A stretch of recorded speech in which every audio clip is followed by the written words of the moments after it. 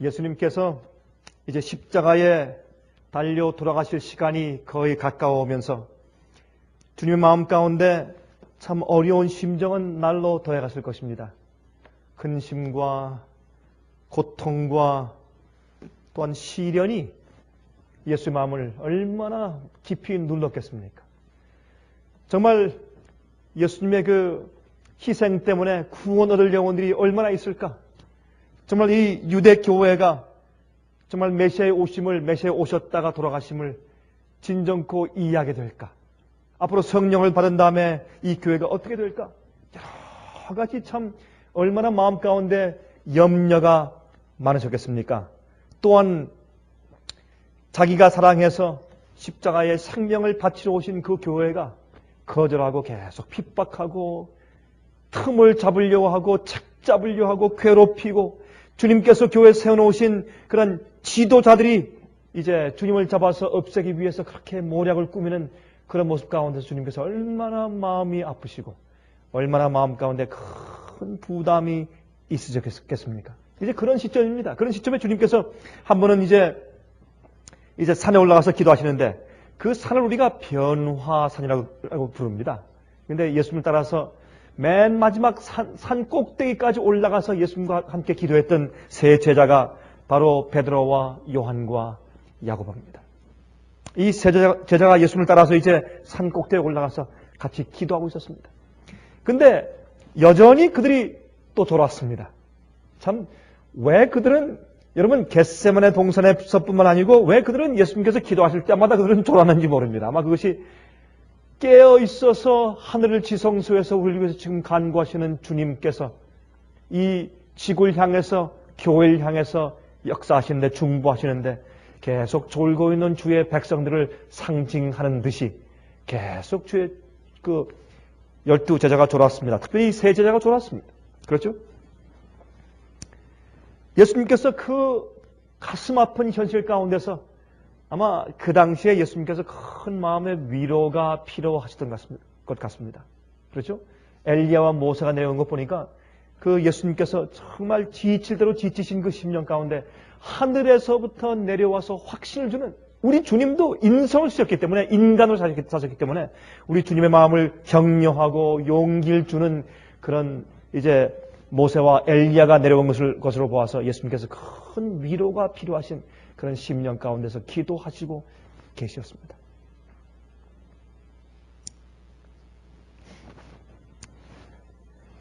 그때 이제 갑자기 환한 영광의 빛이 비추니까 뭐 태양보다 더 심했겠죠, 그렇죠? 물론 이제 그런 강렬한 빛이 비추는데 그 주위에 있는 인근 마을에서 어떤 반응이 있었는지 우리가 성경 기록이 없기 때문에 알지 못하겠지만 굉장한 빛이 지금 비추는 것입니다. 그래서 갑자기 자다가 이상한 느낌이 들어서 베드로와 요한과 야고보의 눈을 떴습니다.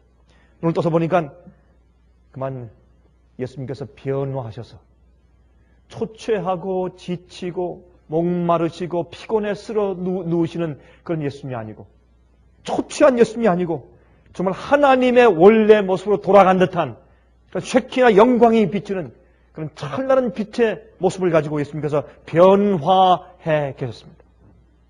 하나님이 인간이 되신 것을 확실히 볼 수 있게 예수님께서 변화되신 모습으로 서 있었습니다. 그때 여러분 베드로와 요한과 야고보의 그 모습 볼 때 얼마나 마음 가운데 감동하실 분들은 큰 확신이 생겼겠습니까? 그렇죠? 그런데 우리 가운데 이런 사람들이 있습니다. 내가 그런 광경을 한 번만 봤다면 난 절대로 쓰러지지 않을 것이야. 난 절대로 반역하거나 배반하지 않을 것이고 난 절대로 뒤로 물러가는 적이 없고 난 끝까지 매일 한시도 빠짐없이 항상 내가 주님을 섬기는 일에 실패하지 않을 것이라고 그렇게 이제 말들을 합니다. 내가 그 변화산에서 예수님의 변화하는 모습과 모세와 엘리야를 한 번만 볼 수 있었다면 내 생애는 완전히 달라졌을 거야. 여러분 아십니까? 그런데 그 모습을 본 베드로와 요한과 야고보가 겟세마네 동산에서 또 졸았고 예수께서 잡히실 때 그들은 도망갔습니다. 왜 그렇습니까? 왜 예수님께서 그들에게 확신을 주고 그들 마음 가운데 용기를 주시기 위해서 항상 그런 영광스럽게 변화되시는 모습을 항상 보여주지 않으셨을까요? 그 이유가 어디 있습니까? 그러면 참 좋을 텐데 용기가 생기고 확신이 생기고 왜 천사가 우리에게 가끔 나타나서 걱정하지 말게, 염려하지 말게. 하나님께서 그들을 보고 계시네. 주님께서 아신다고 그렇게 위로하고 또한 일을 해결해 주는 천사가 가끔 왜 우리 리빙룸에 오지 않고 우리 식탁 옆에 앉아서 우리를 위로하지 않습니까?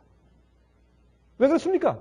그 이유는 그런 것들을 우리가 보고 그런 초자연적인 현상에 붙들려서 거기에 의지해서 우리 마음을, 우리 믿음을 쌓으면 그것은 아주 연약한 어린 아기의 믿음에 불과하기 때문에 그렇습니다. 그런 초자연적인 현상이나 기적에 의존해서 그것을 보고 믿는 믿음을 그 위에 쌓으면 그러면 쓰러지기에 아주 쉬운 믿음을 갖게 됩니다. 아주 연약한 믿음을 갖게 되고 한번 초자연적인 현상을 보면 더 큰 현상을 보아야지 마음이 시원하게 되겠습니다.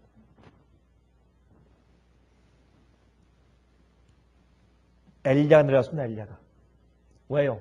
엘리야는 3년 반 동안 이스라엘을 괴롭히는 자라고 고소받은 경험이 있었던 사람입니다. 그러므로 지금 유대교회를 괴롭히고 교회를 분리시킨다고 고소받는 예수님의 그 아픈 마음을 위로하기 위해서 엘리야보다 더 좋은 사람이 또 어디 있겠어요? 아니에요? 3년 반 동안 이스라엘을 괴롭히는 자라고 고소받은 경험이 있는 엘리야가 우리 주님을 위로하기 위해서 내려왔습니다. 주님 조금만 더 참으십시오.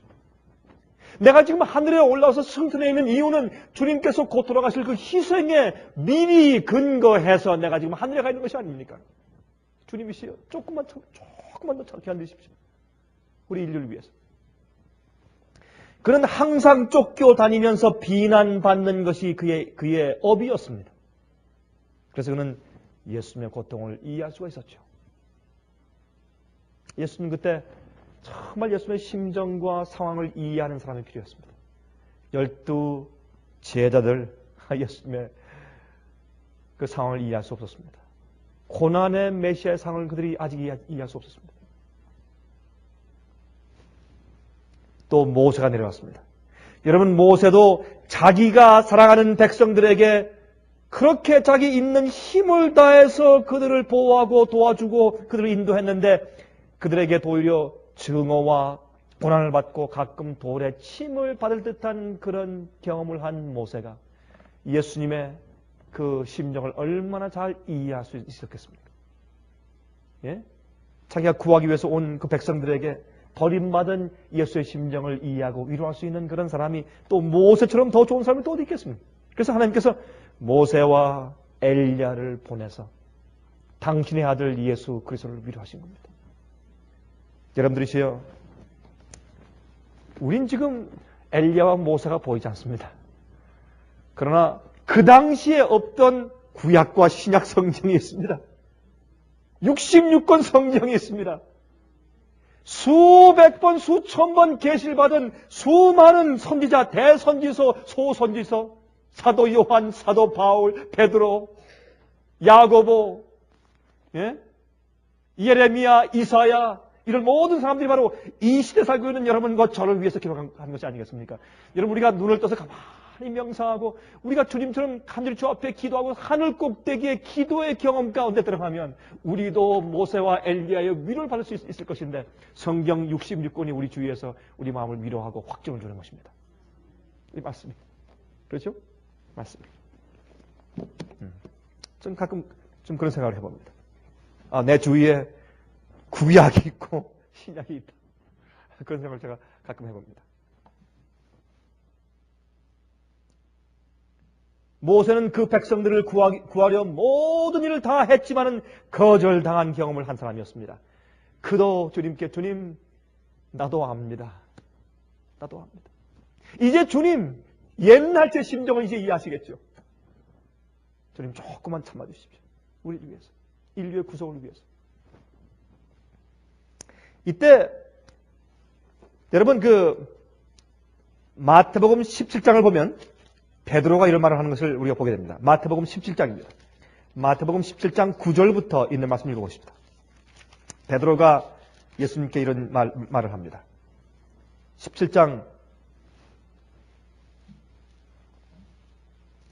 1절부터 4절까지 있는 말씀 먼저 읽읍시다. 엿새 후에 예수께서 베드로와 야고보와 그 형제 요한을 데리시고 따로 높은 산에 올라가시더니 저희 앞에서 변형되사 그 얼굴이 해같이 빛나며 옷이 빛과 같이 희어졌더라. 때에 모세와 엘리야가 예수로 더불어 말씀하는 것이 저에게 보이거늘 베드로가 예수께 여짜와 가로되 주여 우리가 여기 있는 것이 좋사오니 주께서 만일 원하시면 내가 여기서 초막 셋을 짓되 하나는 주를 위하여 하나는 모세를 위하여 하나는 엘리야를 위하여 하리이다.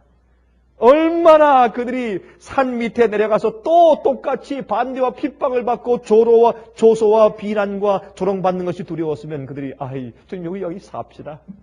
여기가 좋습니다. 지금 여기 모세도 있겠다, 엘리야도 있겠다. 주님께서 이제 정말 원모습으로 돌아가셨겠다. 잘 됐습니다. 우리 여기 있읍시다. 돌아가지 맙시다. 산 내려가지 맙시다. 그때 9절 보십시오. 9절. 저희가 산에서 내려올 때에 예수께서 명하여 말씀하시되 인자가 죽은 자 가운데서 살아나기 전에는 본 것을 아무에게도 이르지 말라 하시니 아무에게도 너희가 본 것을 말하지 말라. 그때 베드로가 이상했습니다. 이제 묻습니다. 그가 10절 제자들이 묻자와 가로되 그러면 어찌하여 서기관들이 엘리야가 먼저 와야 하리라 하나이까?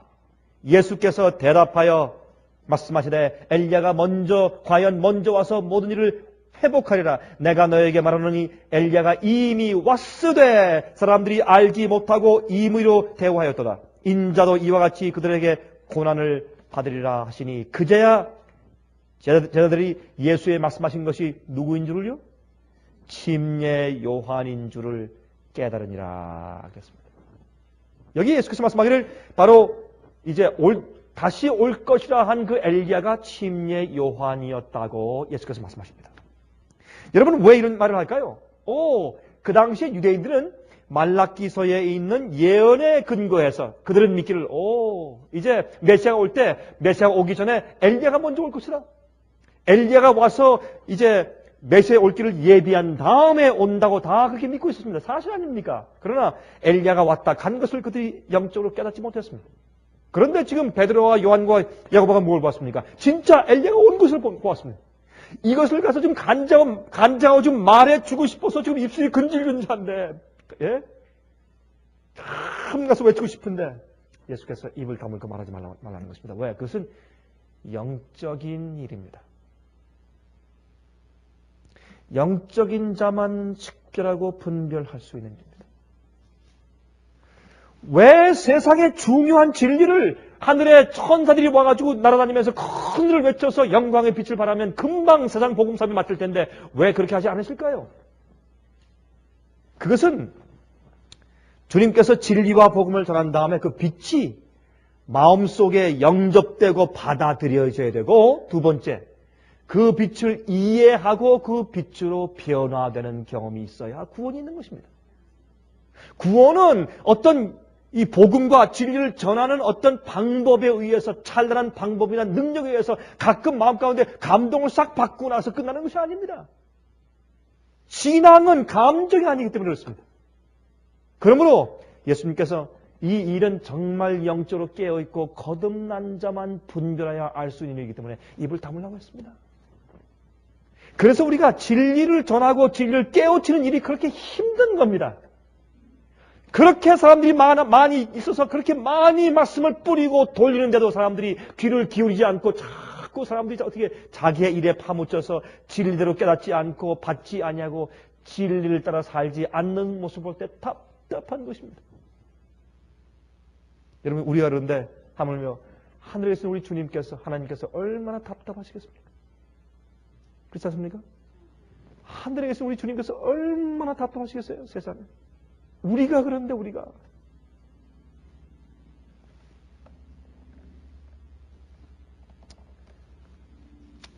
(11장) 보십시다. 마태복음 11장. 마태복음 11장 12절부터 15절까지 보십시다. 침례 요한의 때부터 지금까지 천국은 침노를 당하니 침노하는 자는 빼앗느니라. 다시 말해서 계속해서 천국에 들어가려고 주의 뜻대로 살려고 애를 쓰고 총력을 다하는 자가 들어간단 말입니다. 가만히 있으면 누가 떠밀어주는 것이 아니라 그 말입니다. 13절 모든 선지자와 및 율법에 예언한 것이 요한까지니 만일 너희가 즐겨 받을진대 오리라 한 엘리야가 곧 이 사람이니라. 귀 있는 자는 들을지어다 그랬습니다. 영적으로 귀 있는 자만 이 사실을 깨달을 수 있었습니다. 침요한이 와서 미움당하고 순교당해 죽었지만 사람들이 그가 오리라고 예언된 엘리야였던 사실을 이해하지 못했습니다. 여러분, 유대인들이 왜 그렇게 믿었을까요? 메시아가 오기 전에 엘리야가 먼저 온다고 왜 그런 말씀을 믿었을까요? 그것은 말라기서에 있습니다. 말라기서, 구약성경의 제일 마지막 책인 말라기서 4장 5절과 6절에 다음과 같은 말씀이 있는 것을 우리가 보게 되는 것입니다.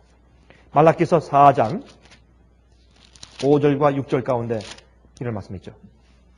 보라, 여호와의 크고 두려운 날이 이르기 전에 내가 선지 엘리야를 너에게 보내리니 그가 아비의 마음을 자녀에게로 돌이키게 하고 자녀들의 마음을 그들의 아비에게로 돌이키게 하리라. 돌이키지 아니하면 두렵건대 내가 와서 저주로 그 땅을 칠까 하노라 하시니라 하셨습니다. 여기에 여호와의 크고 두려운 날이 이르기 전에 그랬습니다. 이것은 여기에 여호와의 크고 두려운 날이 이르기 전에 이것은 마지막 심판 날을 상징하는 것이기 때문에 이것은 마지막 시대에 있는 사건임을 우리가 이해하게 됩니다. 그러나 마지막 시대에 있는 이 마지막 시대 정말 엘리야가 와서 주의 백성을 깨우고서 하나님께 인도하는 그런 정말 특별한 부흥과 개혁의 일을 할 것을 여기 예언하셨는데 그 일 이전에 또 부분적으로 성취되는 엘리야가 오는 일에 대해서 그들이 이해하고 있었다고 말입니다. 그가 침례 요한이었습니다.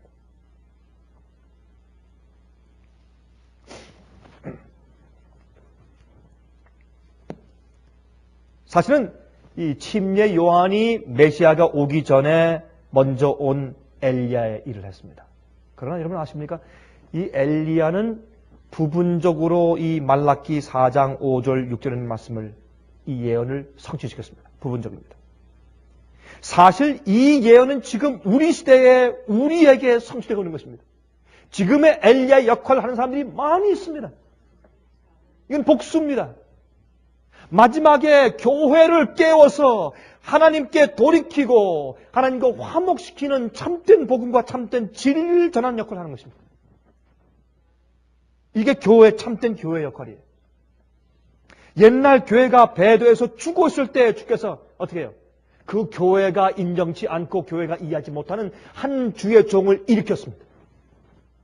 그 당시 랍비야께 보내지 않았어요. 그를 일으켜서 교회를 깨우치고 교회를 책망하고 회개의 기를 전했습니다. 그것이 엘리야였습니다. 처음에 엘리야가 어떻게 했습니까? 엘리야가 다 이스라엘 백성이 전부 다 이세벨을 받아들여서 그렇죠? 이세벨을 받아들여서 마치 여호와의 역사가 바알의 역사였던 것처럼 착오하게 될 정도로 교회가 완전히 타락하고 깊이 암흑 가운데 잠들어서 그들이 전부 다 바알신을 섬기고 바알이 여호와요, 바알이 자기들을 애굽에서 구원하는 신인 것처럼 착각하고 살고 있던 때가 엘리야 시대였습니다. 그때 주님께서 디셉 사람, 시골 사람 엘리야를 불러일으켜서 그 나라를 책망하고 회개의 기별 전하고 너희가 언제나 두 사이에서 머뭇거리겠느냐 라고 하는 그런 기별 전한 것이 바로 엘리야였습니다. 여러분, 침례 요한 때도 예수께서 초림하셨을 때도 교회가 형태가 그랬습니다. 그들은 눈에 보이는 바알을 섬기지 않았지만 사실 그들 마음 가운데 우상이 많았습니다. 돈의 우상, 자기에 대한 교만의 우상, 직책의 우상, 높아지려는 우상, 세속의 재미에 대한 우상, 우상이 잔뜩 있었습니다. 그는 우상 숭배가 사실 그들 속에 너무나 많이 만연했습니다. 하나님께서 침례 요한을 보내서 그들을 책망하고 회개에 합당한 열매를 맺으라고 말씀하셨습니다.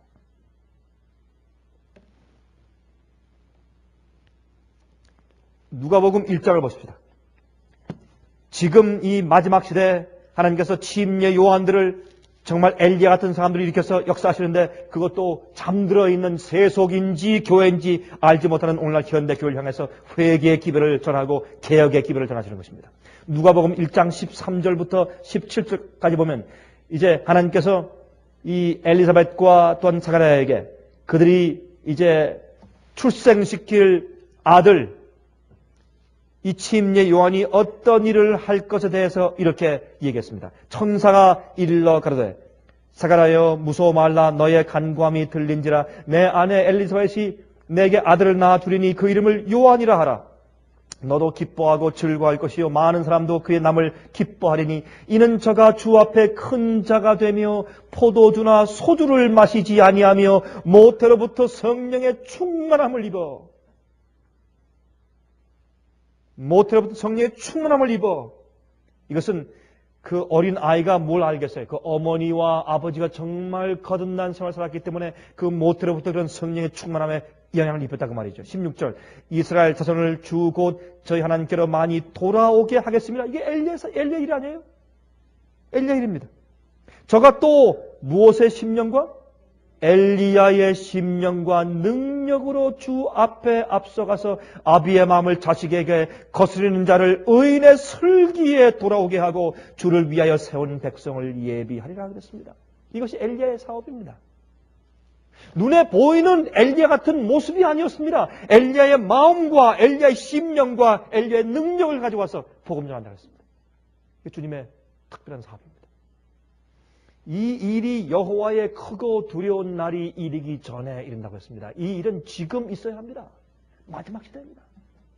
지금 세상에, 교회 안에. 여러분, 엘리야는 사마리아인들을 위해서 보낸 선지자입니까? 그래요? 아니죠. 이스라엘 하나님의 백성들을 위해서 그들이 성소에서 주님께 예배한다고 말하는 이스라엘 백성들을 향해서 보내신 선지자입니다.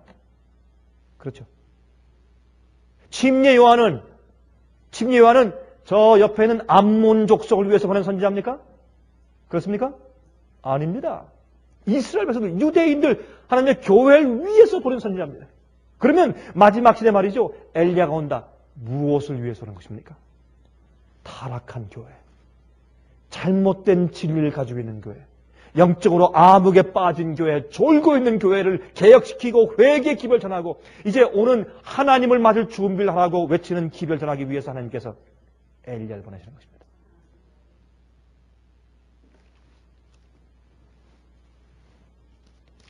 엘리야의 심령과 능력으로 백성을 하나님을 만나기 위해서 준비시키는 사명입니다.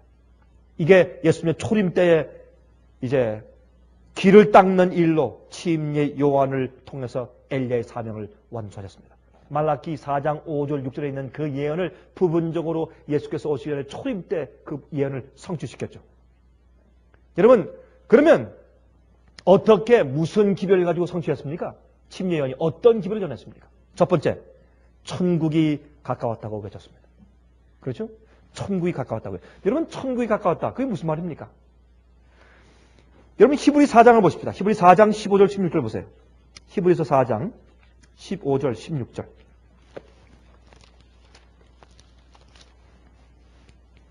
우리에게 있는 대제사장은 우리 연약함을 체휼하지 아니하는 자가 아니요 모든 일에 우리와 한결같이 시험을 받은 자로되 죄는 어떻게 해요? 죄는 없으시니라. 그러므로 우리가 긍휼하심을 받고 때를 따라 돕는 은혜를 얻기 위하여 어디 앞에? 은혜의 보좌 앞에 담대히 나갈 것이니라. 여러분, 보좌가 있으면 그 위에 누가 있단 말입니까? 예? 하나님인데 아니요. 우리 인간의 세상에서 보좌 위에 누가 있습니까? 왕이 있습니다. 그러므로 이 보좌 앞에, 은혜의 보좌 앞에 담대히 나가자. 이것은 왕국입니까? 왕국입니다. 이것을 성경은 은혜의 왕국이라고 합니다. 은혜의 왕국. The Kingdom of Grace. 예수님께서 이 땅에 재림하셔서 세울 왕국은 하늘 왕국입니다. 그건 영광의 왕국입니다. 그렇죠? 완전히 이 지구상이 회복된 다음에 이르러 오는 것이 영광의 왕국입니다. 영원히 사는 영광의 왕국입니다. 그러나 주님께서 이 땅에 오셔서 세우신 왕국은 은혜의 왕국입니다. 이제 여러분, 예수께서 이 땅에 오셔서 십자가에 이제 들리시면 그러면 이 땅의 임금이 어떻게 된다고요? 쫓겨날 것이라고요. 더 이상 이제 마귀가 모든 사람의 마음을 자기 마음대로 주장할 수가 없습니다. 왜? 주님의 은혜가 있으니까, 성령의 역사가 있으니까. 주님께서 은혜의 왕국에 임하신 겁니다. 주님께서 이 땅에 은혜의 왕국, 눈에 보이지 않는 주님 마음을 주 앞에 바치고 십자가를 받아들이고 회개하고 굴복한 영혼들에게 성령께서 마음 가운데 예수의 마음을 주시면 세상에 살고 있지만 마귀의 법대로 사는 것이 아니라 하늘의 법대로 살기 때문에 은혜 왕국에 사는 백성이 되는 것입니다. 우리 이 땅에 살고 있지만 우리의 시민권은 하늘에 있는 것입니다. 그래서 이제 이 천국이 가까웠다는 것은 이제 어떻게 해요? 예수께서 십자가에 돌아가신 다음에 하나님의 어린 양으로서 십자가에 돌아가시고 우리가 그 은혜와 보혈의 피를 믿으면 우리가 드디어 하늘 왕국의 일원이 되는 것입니다. 은혜 왕국에. 그걸 선포해요. 천국이 가까웠다. 보라, 세상 죄를 지고 하는 하나님의 어린 양을 보라. 그렇죠? 여러분, 이 은혜 왕국에 대해서 가장 잘, 이 성경에 대해서 가장 잘 주석한 말씀이 각 시대 대쟁투란 책 347페이지 가운데 기록되어 있습니다. 참, 이 말씀을 이렇게 잘 기록한 책을 제가 본 적이 없어요. 한번 보세요. 이렇게 말씀되어 있습니다. 때가 차게 되자 곧 다니엘서 9장에 69줄이 끝나고 기름 부음을 받은 자 메시아가 올 기약이 찼을 때 그리스도께서는 요단강에서 침례 요한에게 침례를 받으시고 성령의 기름 부음을 받으셨다. 그리고 그들이 가까웠다고 선포한 하나님 나라는 그분의 죽으심으로 건설되었다. 그 나라는 그분의 제자들이 믿고 가르쳤던 바와 같이 이 세상의 나라가 아니었다. 그렇다고 해서 그 나라는 나라와 권세와 온 천하 열국의 위세가 지극히 높으신 자의 성민에게 붙임받고 모든 권세 있는 자가 다 그를 섬겨 복종할 영원한 나라, 곧 장차 세워질 불멸의 나라를 의미하는 것은 아니었다. 성경에 기록된 하나님 나라는 은혜의 왕국과 영광의 왕국을 다 같이 가리키는데 사용되었다. 은혜의 왕국은 바울이 히브리인들에게 보낸 편지에서 분명히 찾아볼 수가 있다. 사도 바울은 그리스도를 우리 연약함을 채울하지 아니하는 자가 아니요 자비하신 중보자이심을 지적한 다음에 그러므로 우리가 긍휼하심을 받고 때를 따라 돕는 은혜를 얻기 위하여 은혜 보좌 앞에 담대히 나아갈 것이라고 말씀하였다. 은혜의 보좌는 곧 은혜의 나라를 나타낸다. 왜냐하면 보좌가 있다는 것은 나라가 있다는 것을 의미하기 때문이다. 그리고 그리스도께서는 여러 가지 비유에서 천국이라는 말을 많이 사용하셨는데 그것은 사람의 마음 가운데서 역사하시는 하나님의 은혜를 가리키는 것이다. 그랬습니다. 이것이 은혜 왕국입니다. 성령께서 우리 마음 가운데 우리를 주장하시면 우린 은혜 왕국에 속해 있는 사람입니다. 세상의 욕심이 나를 주장하면 우린 하늘 왕국과 아무런 상관이 없습니다. 주의 이름을 부르지만은 우리가 마귀의 법에 따라 살면 우린 은혜 왕국의 일원이 될 수가 없습니다. 성령이 내재한 자, 예수님의 성품과 그의 뜻과 의지가 내재되는 자, 그러한 자가 은혜 왕국의 일원입니다. 여러분 또 침례요한은 두 번째로 회개하라고 외쳤죠? 회개하라. 심판의 기별입니다. 회개하라. 심판의 기별입니다. 여러분 요즘에 말이죠. 요즘에 오늘날 교회 안에 분위기가 어떻습니까? 사랑, 연합, 다 사랑하자, 다 끌어안자. 좋죠. 무엇 없이, 진리 없이 성경대로 하지 않는 사랑과 연합은 가짜입니다. 그건 유행가의 사랑이고 유행가의 연합입니다. 진리 없는 연합은 연합이 아닙니다. 그래서 여러분 이 은혜 왕국의 일원 되기 전에 메시아를 맞아들이기 전에 무엇을 촉구합니까? 회개하라. 보십시다. 우리 침례요한의 엘리야의 사업을 좀 보십시다. 마태복음 3장 5절부터 있는 말씀 보십시다. 마태복음 3장 5절부터 10절까지 읽어보십시다. 이때 예루살렘과 온 유대와 요단강 사방에서 다 그에게 나와 자기들의 죄를 자복하고 요단강에서 그에게 침례를 받더니 요한이 많은 바리새인들과 사두개인이 침례 베푸는 데 오는 것을 보고 이르되 독사의 자식들아 누가 너희를 가르쳐 임박한 진노를 피하라 하더냐. 이것은 무슨 뜻입니까? 독사의 자식이 뭡니까? 이것은 거듭나지 않았다 그 말입니다. 아직까지 성령의 은혜로 은혜가 내재해서 역사하는 거듭난 심령이 아니고 마귀의 자식이란 말입니다. 마귀의 법이 역사하는 마귀의 뜻대로 따라가는 그런 종이란 말입니다. 그게 독사의 자식 아닙니까? 누가 너희를 가르쳐 임박한 진노를 피하라 하더냐. 그러므로 회개에 합당한 무엇을 맺고? 열매를 맺고. 여러분, 회개는 죄에서 돌이켜서 다시는 그런 죄를 반복하지 않겠다고 한 다음에 회개에 합당한 열매가 있어야 합니다. 그것이 무엇입니까? 성령의 열매입니다. 죄를 진심으로 슬퍼하면 그 죄가 없어진 그 공간 속에 하나님의 성령의 열매가 생기게 되어 있습니다.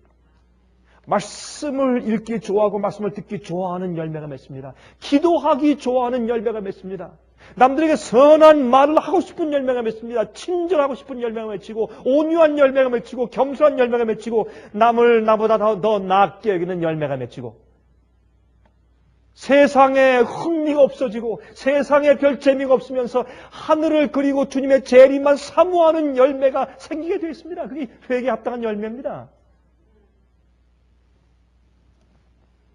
회개하여서 회개에 합당한 열매를 맺으라고 전했습니다. 이것이 엘리야의 사명입니다. 이게 엘리야의 기별이고 엘리야의 심정이고 이것이 침례요한의 사업이었습니다. 여러분 아십니까? 오늘날 이 시대의 교회 안에 이루어져야 할 사업은 엘리야의 사명의 사업이고 그것은 침례요한의 기별입니다.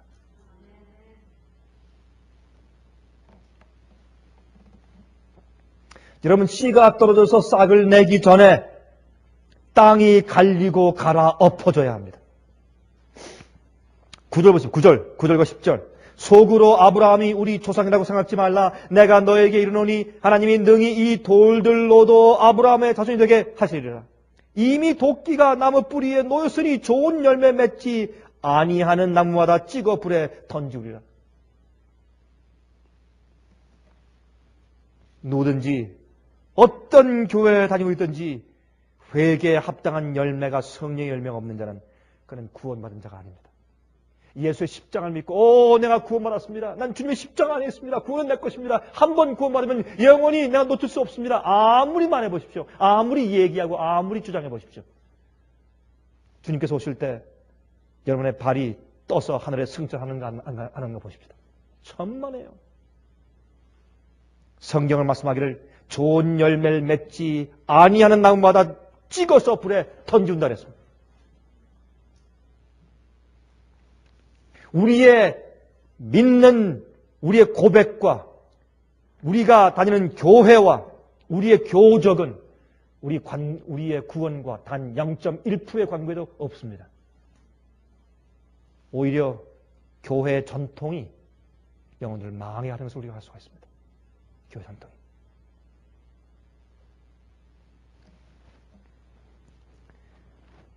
침례요한은 죄를 회개하고 거룩한 생을 살고 열매를 맺으라고 그런 거룩한 생애를 강조했습니다. 곧 오는 심판을 강조했습니다. 심판을 설교하면 무섭다 그래요. 심판을 설교하면 너무 딱딱하다 그래요. 지친 영혼들이 교회에 오는데 좀 위로 얘기를 하고 좀 격려 얘기만 하지 뭐 또 스트레스 생기게 또 심판 얘기를 하느냐고. 영혼을 살리는 얘기는 심판 얘기입니다. 그게 침례요한 사명이었고 엘리야의 기별이었습니다. 예수님의 십자가의 기쁨 복음과 회개는 같이 가고 또한 회개와 심판의 기별은 같이 가야 합니다. 그래야 영혼이 갈리고 갈아 엎어져서 마음밭이 기경되어서 씨를 뿌릴 수 있는 것입니다. 사람들이 진정으로 주님의 뜻대로 살지 않는 이유는 진심으로 마음밭이 갈아진 경험이 없어서 그래요. 갈아졌다가도 나중에 어떻게 자꾸 딱딱해졌어요. 자꾸 시간이 지났기 때문에. 온갖 잡짐들이 다 지나가요. 이런 얘기 저런 얘기 이런 음악 저런 책 별 것들이 다 지나고 세상의 욕심과 자랑과 이기심과 별 근심 걱정이 다 지나가서 마음밭이 딱딱해져서 성령의 열매가 맺힐 수가 없게 된 것입니다. 그걸 갈아엎어야 합니다. 그 역사가 침례요한의 역사고 그러면 엘리야의 역사입니다. 이 일이 현대 시대의 교회들 안에 이루어져야 합니다. 이게 엘리야의 일이고 이 일은 여호와의 크고 두려운 날이 이르기 전에 주님께서 행하실 것이라고 역사했습니다. 그런데 아십니까? 침례 요한이 왔다 간 다음에 교회에 인정받지 못하고 왜 그가 광야에 외치는 소리입니까? 교회에서 인정해주지 않으니까 광야에 외치는 소리죠. 여러분, 침례 요한은 예루살렘에서 외치는 소리였어야 돼, 별명이. 왜 광야에서 외치는 소리예요? 예루살렘 교회에서 설교하기 못했기 때문에 쫓겨나서 광야에서 설교하잖아요. 그러니까 광야에서 외치는 소리죠. 주님께서 침례 요한을 일으키시고 엘리야를 일으켜서 교회에게 회개의 기별을, 개혁의 기별을 전파하는데도 사람들이 미워하면서 없애고 제거하고 핍박하면서 그들이 왔다 간 다음에도 주님께서 엘리야를 보냈다는 사실을 그들이 잊어버리고 모르는 것입니다. 그것이 오늘날 현대 교회입니다. 주의 길을 예비하는 것이 그의 하는 사명이었습니다. 주의 길을 예비하는 것. 여러분 보십시다. 누가복음 3장을 보십시다. 누가복음 3장 3절부터 있는 말씀 좀 보십시다. 누가복음 3장 3절부터 침례 요한이 도대체 엘리야의 심정과 그의 사명을 가지고 어떤 말을 했는지 좀 보십시다. 누가복음 3장 3절부터 요한이 요단강 부근 각 처에 와서 죄의 사함을 얻게 하는 회개의 침례를 전파하니 선지자 이사야의 책에 쓴 바 광야에 외치는 자의 소리가 있어 가로되 너희는 주의 길을 예비하라. 그의 첩경을 평탄케 하라. 모든 골짜기가 메워지고 모든 산과 작은 산이 낮아지고 굽은 것이 곧아지고 험한 길이 평탄해질 것이요 모든 육체가 하나님의 구원하심을 보리라 함과 같으니라. 그랬습니다. 저 뒤에 보세요. 10절. 무리가 물어 가로되 그러면 우리가 무엇을 하리이까? 대답하여 가로되 옷 2벌 있는 자는 옷 없는 자에게 나눠줄 것이요 먹을 것이 있는 자도 그렇게 할 것이니라 하고 세리들도 침례를 받고자 하여 와서 가로되 선생이여 우리는 무엇을 하리이까 하매 가로되 정한 새 외에는 늑증치 말라 하고 정한 새 외에 더 이제 거두어서 너희 주머니에 착복하지 말란 말입니다. 14절. 군병들도 물어가로되 우리는 무엇을 하리이까 하며 저희가 사람에게 강포하지 말며 무소하지 말고 함부로 억울하게 고소하지 말고 받는 요를 족한 줄로 알라 하니라. 뇌물 받지 말라 그 말입니다. 그렇죠? 여러분이 가만히 이거 보면 침례 요한은 성화의 기별 전했어요. 예수의 십자가를 믿고 난 구원받았다. 믿음으로 구원받았다. 거기서 끝나는 것이 아니고 철저하게 회개하고 자기 속에서 죄를 꺼내내는 죄를 회개하고 버리는 여러분 행함으로 말미암는 아주 율법주의 같은 그런 말씀을 이 침례 요한이 했어요. 진정으로 성경적인 회개를 설교하면 율법주의처럼 들리게 되어 있습니다. 그것이 회개에 합당한 열매를 맺는 것입니다. 우리가 내 속에 있는 죄를 뽑아내어서 다시는 그런 일을 하지 않게 죄를 회개하고 버리고 뉘우치고 다른 방향으로 가고 잘못된 것을 갚아주고 하는 실제적인 참된 회개 경험이 없기 때문에 회개에 합당한 열매가 없기 때문에 또다시 똑같은 죄에 또 넘어지고 또 빠지고 물러가는 것입니다. 철저하게 완전히 뿌리째 뽑아서 없애는 그런 경험이 없으니까 죄를 회개하다 적당히 마음 가운데 감정적으로 주님 날 불쌍히 여기십시오. 내가 슬퍼합니다. 감정이지. 회개는 감정이 아닙니다. 회개는 내 속에 있는 잘못을 뽑아내는 것입니다. 그 일은 성령의 능력과 은혜로 가능한 것입니다. 그래서 로마서 1장 17절에 말씀하기를 의인은 믿음으로 말미암아 어떻게 한다고요? 살리라. 여러분 여기에 의인은 믿음으로 말미암아 의롭게 된다. 거기서 끝나는 것이 아니에요. 그렇죠? The righteous shall live by faith. 믿음으로 어떻게 해요? 산다고요. 믿음으로 의로워졌다, 가만히 있어라, 끝났다가 아니고 믿음으로 어떻게 매일 산단 말이에요. 살아간단 말입니다. 진행형이에요. 우리 생애입니다. 믿음으로, 의로움으로. 믿음으로 구원받은 것뿐만 아니라 믿음으로 계속 살아나가야 합니다. 여러분, 성경은 아까 읽었지만 침례 요한이 이 백성들로 죄인들로 하여금 회개하여서 의인의 슬기로 돌아가게 한다고 설명했어요. 여러분, 의인의 슬기로 돌아가는 것이 뭐예요? 의인의 슬기로 돌아간다. 그게 무슨 뜻이에요? 여러분, 다니엘 12장 보세요. 다니엘 12장 3절에 있어요. 다니엘 12장 3절입니다.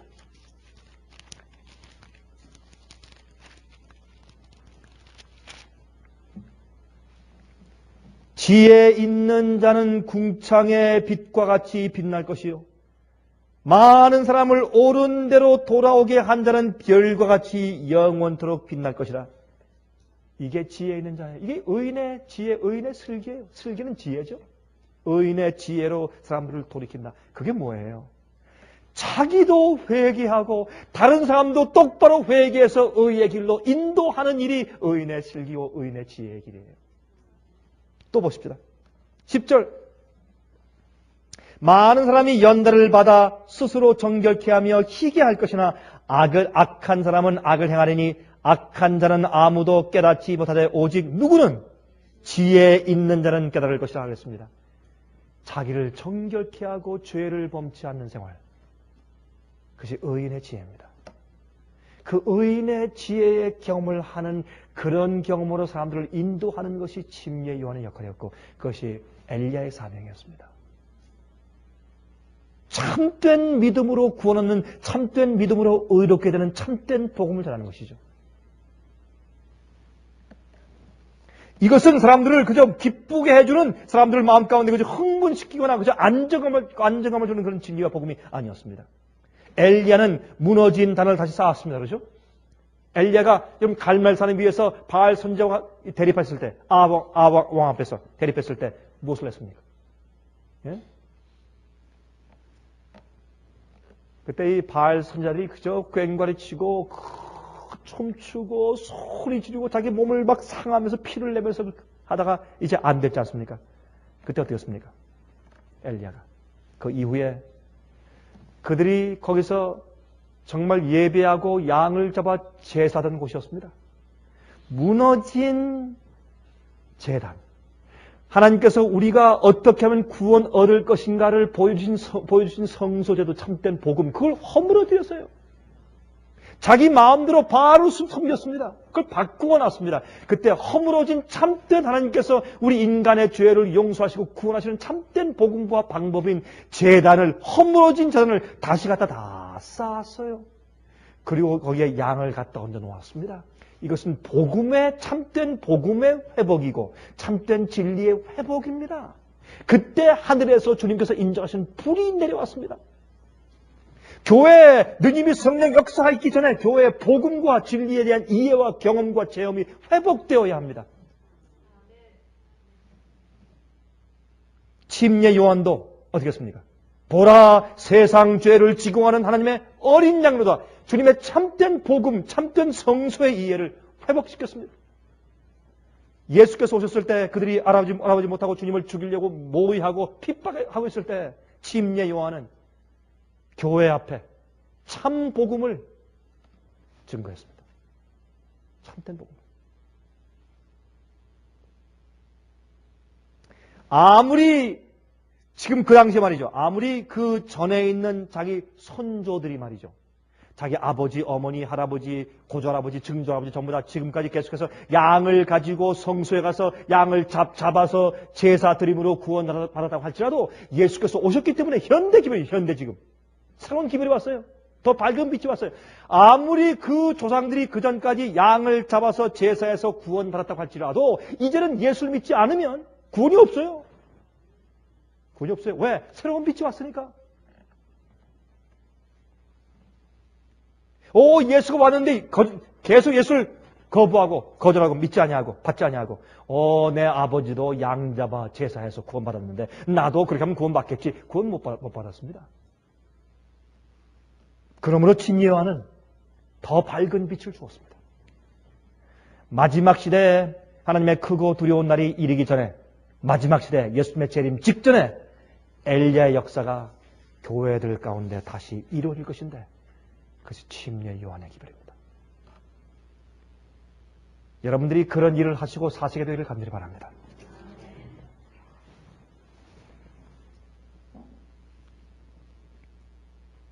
하늘에 계신 우리 아버지, 주님께서 예언하신 섭리와 역사가 귀 있는 자들만 들을 수 있고 영적인 눈이 띄어 있는 자들만 볼 수 있는 상태로 조용히 왔다 가는 그런 신뢰가 성경에 얼마나 허다한지 모릅니다. 옛날 침례요한의 역사가 광신으로 이해되었고 또한 핍박을 받다가 오해받다가 간 것처럼 오늘날도 주께서 주의 종들을 보내어 주님 백성들과 교회를 그렇게 깨우실 때 얼마나 많은 사람들이 깊은 잠에 빠져 있는지 모릅니다. 주여 불쌍히 여기셔서 구원받는 자들을 많이 일으켜 주시길 기도합니다.